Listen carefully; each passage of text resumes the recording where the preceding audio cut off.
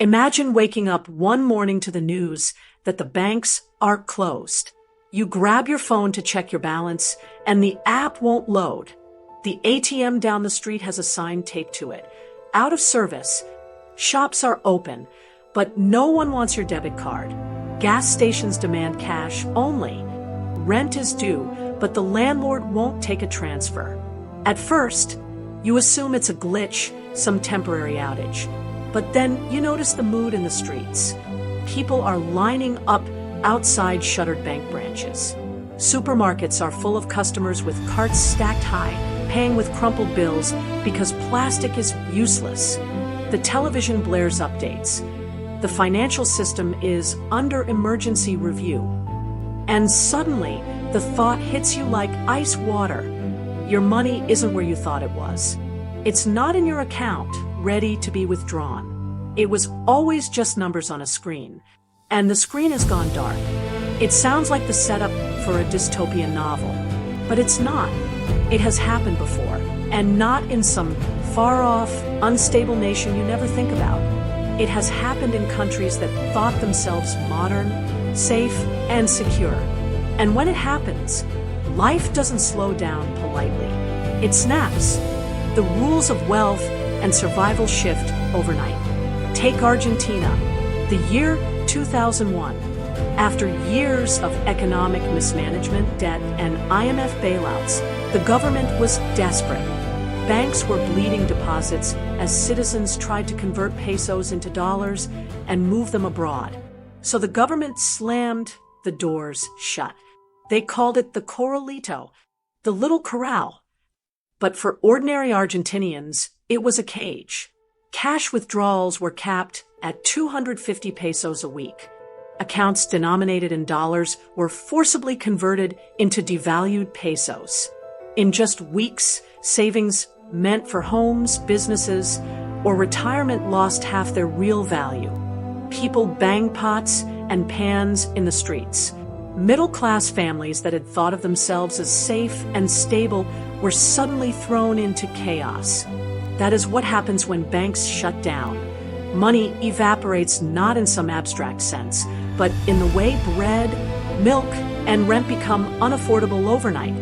And Argentina is not alone. Cyprus, 2013. The European Union forced the government to freeze bank deposits as part of a bailout deal.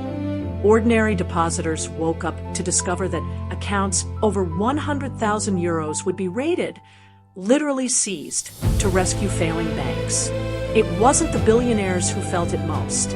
It was businesses that suddenly couldn't pay employees, retirees who couldn't access their pensions, parents who couldn't cover tuition for their children. In Lebanon in 2019, years of corruption and fiscal collapse triggered capital controls. Banks limited withdrawals to a few $100s a month, no matter how much was in your account. Savers stormed branches, not with paperwork, but with guns. And in each of these cases, the story was the same. What you thought was your money turned out to be theirs. Even in the United States, the land of this could never happen here, the banks have closed.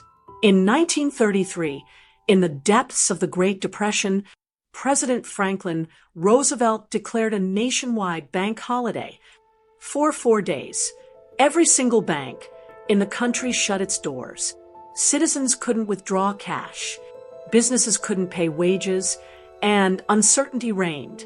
It was only after the government inspected and selectively reopened banks that public confidence was slowly rebuilt. But think about it. One of the wealthiest nations on earth had to literally freeze its entire banking system just to prevent collapse. The common thread in all these stories is that banks don't hold your money the way you think they do. They operate on fractional reserves. For every dollar deposited, only a fraction stays in the vault. The rest is loaned out, invested, transformed into debt.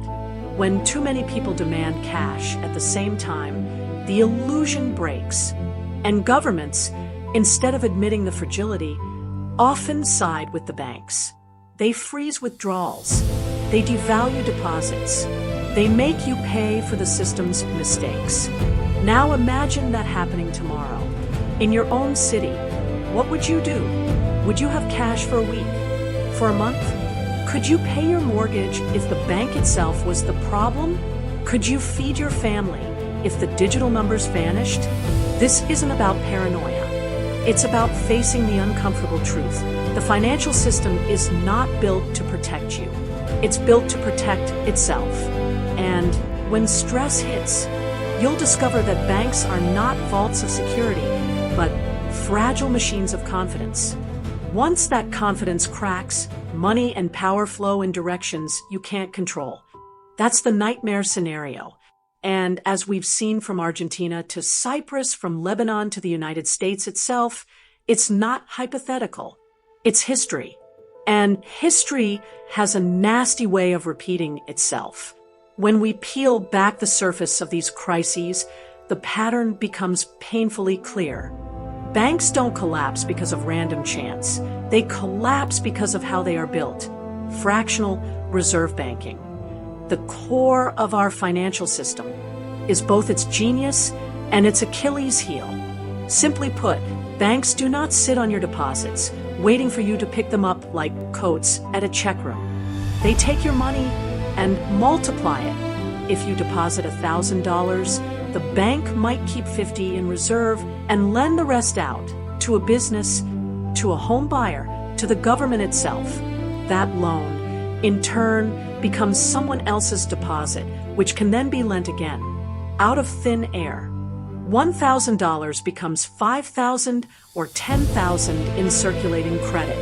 This is a machine that fuels growth, but it is also a house of cards. Because if too many people come asking for their original $1,000 at the same time, the bank doesn't have it. This is why confidence is everything. The system works as long as people trust that the doors will stay open. But the moment that trust falters, a run begins. It doesn't take everyone demanding their money, just enough people to expose the thin layer of reserves. And once the panic spreads, even solvent banks can go under. It's like fire in a crowded theater. One scream, one rush for the exit, and suddenly survival is a stampede. Governments know this. That is why, in crisis after crisis, their instinct is not to protect the individual saver, but to protect the banks. When Argentina imposed the corralito, it wasn't out of malice. It was because if they had allowed people to keep withdrawing, the banks would have collapsed in a week. When Cyprus imposed bail-ins, seizing depositors' money to recapitalize the system, it was sold as tough medicine. But the reality was brutal. The ordinary citizen was forced to underwrite the mistakes of politicians, bankers, and international creditors. In the United States, in 1933, Roosevelt wasn't just calming the public. He was buying time to stop a cascade of failures.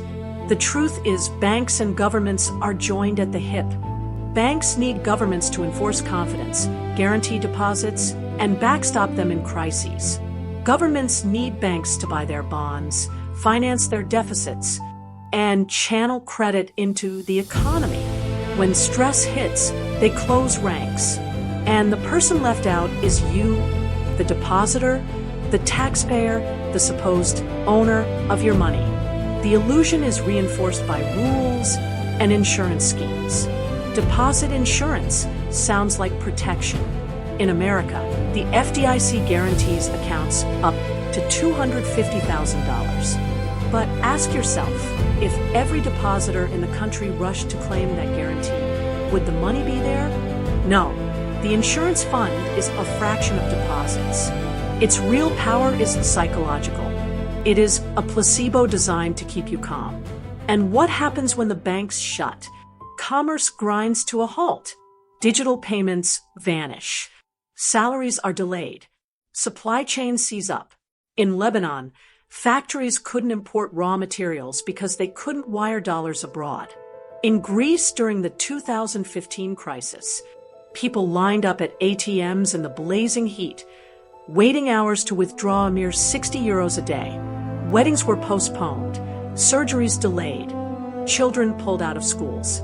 all because the financial system had decided that access to money was no longer a right, but a privilege to be rationed. Even in the age of smartphones, crypto, and fintech apps, the problem hasn't gone away. In fact, it has deepened. The digitalization of money has made us more dependent than ever on banks and centralized systems. If the server goes down, if the card reader fails, if the institution freezes your account, your wealth is suddenly nothing but digits in limbo. In a cashless society, the idea of bank shutdown isn't some ancient fear from the Great Depression. It is a modern nightmare waiting to happen. Now think about the ripple effects. Businesses can't pay workers, so layoffs spread. Supermarkets can't pay suppliers, so shelves empty. Investors panic, selling assets at fire sale prices, draining retirement accounts and pensions. The government scrambles to restore confidence, but every day the lines grow longer and the patience thinner. What began as a technical decision in a boardroom cascades into a full-blown social crisis. And the longer it drags on, the more desperate people become, bartering, hoarding, even rioting. This is not theoretical. It has happened in nations across the globe. It could happen again. And if you think it could never happen in America, Britain, or Germany, remember, those are exactly the words spoken in Argentina in 2000, in Greece in 2010, in Lebanon in 2018. Stability is an illusion until the day it isn't. The uncomfortable reality is this: banks do not exist primarily to protect your wealth. They exist to protect themselves and the system they serve. When stress comes, they will sacrifice you to survive. The system is built this way, and pretending otherwise is the most dangerous mistake of all. Imagine waking up tomorrow to find your bank's website offline, your debit card declined, and your paycheck delayed indefinitely. Now stretch that beyond a day or two. What if the shutdown lasted weeks? Would you have cash to cover food, rent, and bills? Could your employer even pay you if payroll systems were frozen? This is where the fiction merges into terrifying reality. Banks are not neutral vaults. They are arteries of the economy. Cut them off, and everything downstream begins to die. The lessons of past crises aren't dusty history. They're warnings. When Argentina closed its banks in 2001, the rage on the streets wasn't just about money. It was about betrayal. Ordinary people felt like hostages of a system they couldn't trust. In Cyprus in 2013, middle-class savers watched decades of careful work vaporized overnight to save institutions deemed too big to fail. In Lebanon, the collapse shredded the very idea of citizenship as people realized their leaders had gambled away their future. And in the United States, the Great Depression scarred an entire generation into saving habits that lasted a lifetime. What ties all of these stories together is the same uncomfortable truth. Your money is only yours until the system says otherwise. A number on a bank app feels secure, until it isn't.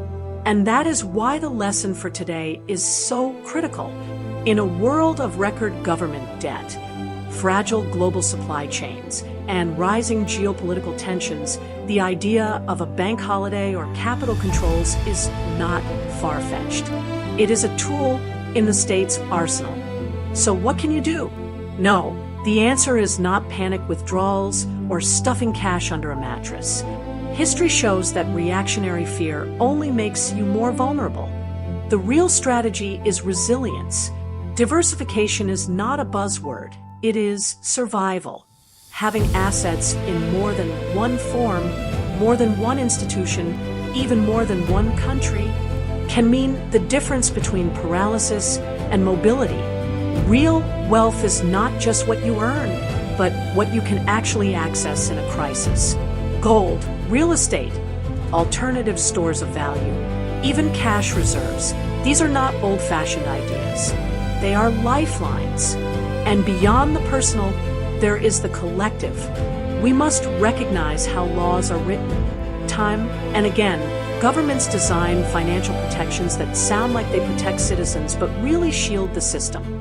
Deposit insurance, emergency powers, capital controls. These are ways of managing panic, not preventing collapse.